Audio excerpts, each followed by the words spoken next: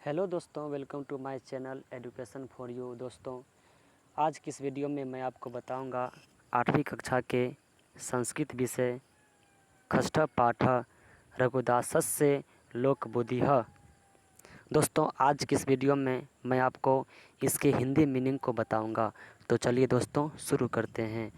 प्रस्तुत पाठ में एक कल्पित कथा दी गई है जिसमें गांव से आकर नगर में रहने वाले दो परिवारों का वृत्तांत है।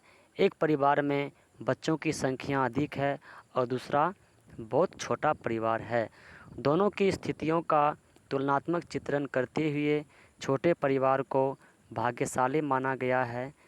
देश के समक्ष वस्तुतः अनियंत्रित जनसंख्या एक समस्या है जिसके कारण प्राकृतिक संसाधन कम पड़ते जा रहे हैं। अस्थि रामभद्र नाम कम समृद्ध नगरम। एक रामभद्र नाम के समृद्ध नगर थे।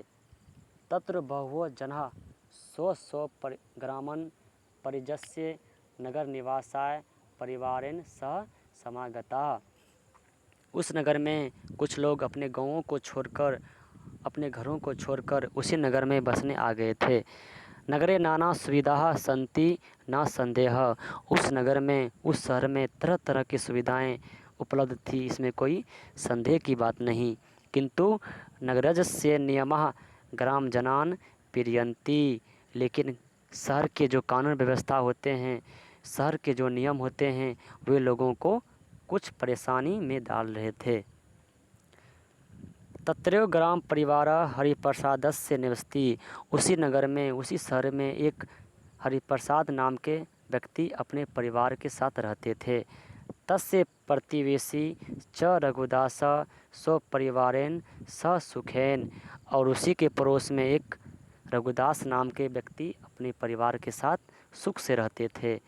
रघुदासस्य पुत्रः बिंदु प्रकाश अति मेधावी वर्तते।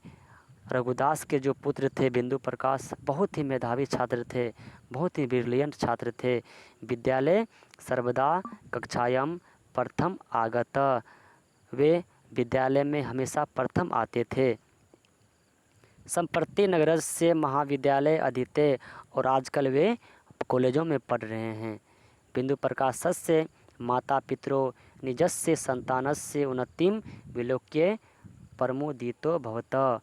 बिंदु प्रकाश के विकसित होने के कारण उनकी उन्नति के लिए उनके माता पिता बहुत ही खुश थे। कोई भी माता पिता अपने बच्चों के उन्नति पर खुशी होते हैं। रघु परिवारस्य कारणात् नति संपन्नपि रघुदासस्य नगरे सुखी वर्तते। भले ही रघु प्रसाद के पास पैसे कम थे, रुपए कम थे, लेकिन फिर भी वे सुख से रहते थे अपने परिवार के साथ, अपने छोटे परिवार के कारण।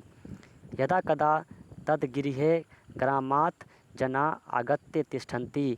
और जब कोई व्यक्ति उनके घर आते थे मेहमान के भेष में, तो वे सुख से रहते थे और उनके परिवार में कोई भी मन में दुख नहीं रखते थे। किंतु परिवारः कदापि कष्टम नानुभवति। लेकिन उनके परिवार में कोई कष्ट नहीं करते थे, कोई निंदा नहीं करते थे।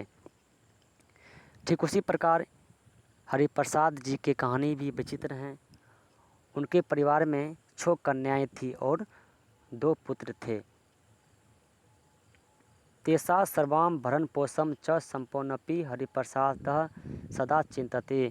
भले ही हरिप्रसाद अपने बच्चों के भरण पोषण में पूर्ण विकसित थे, परंतु वे हमेशा दुखी रहते थे अपने परिवार के ज़्यादा जनसंख्या के कारण।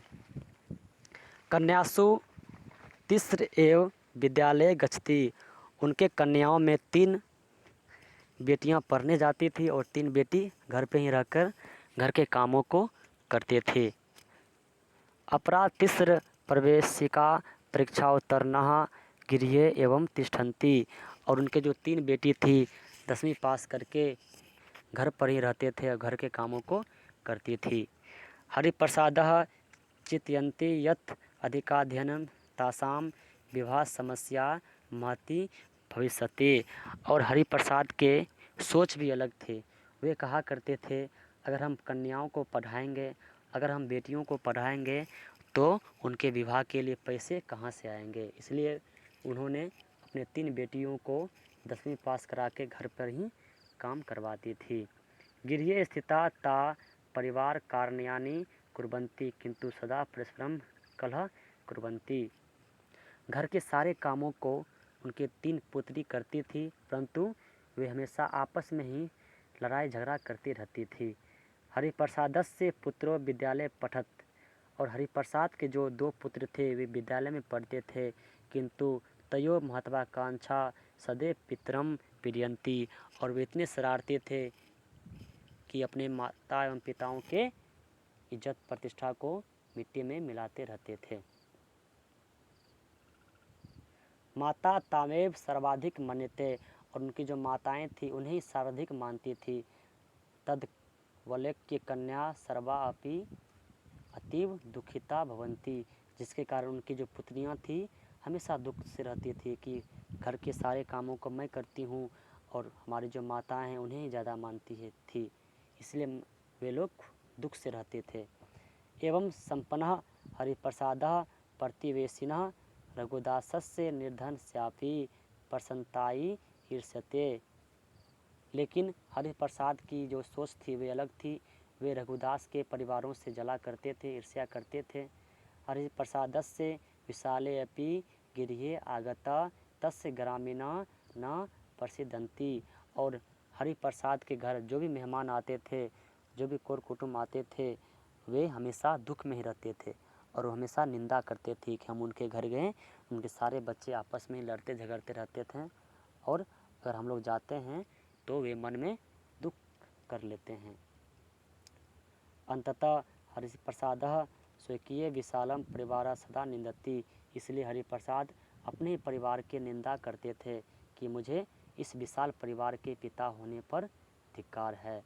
रघुदासस्य लघु परिवारः धिक् मां विशाल परिवारजनम, कि मैं इस विशाल परिवार के पिता होने के नाते मुझे धिक्कार है कि मैं इस घर के गार्जियन हूँ।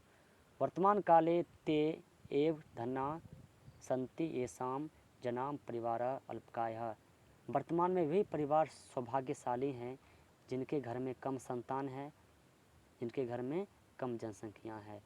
सत्य मुझे सत्य ही कहा गया है, परिवारस्य सौभाग्यम यत्र संख्या लघिष्यति विशाल परिवार भरने पीड़ितो जनः, कि उस परिवार की सौभाग्य की बात है, वो परिवार सौभाग्यशाली है जिसके घर में कम जनसंख्या है, क्योंकि जिनके घर में कम जनसंख्या होती है वे अपने परिवारों के भरण पोषण में कभी दुख नहीं करते हैं। देशेऽपि परिवारेषु जनसंख्या नियंत्रित, वही बात हमारे देशों की है। अगर हमारे देश में जनसंख्या कम हो गई तो संसाधन भी सही व्यक्तियों के लिए उपलब्ध होगी।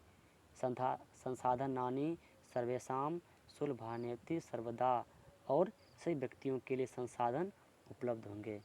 तो दोस्तों, वीडियो अच्छा लगे तो इन्हें लाइक सब्सक्राइब ज़रूर करें।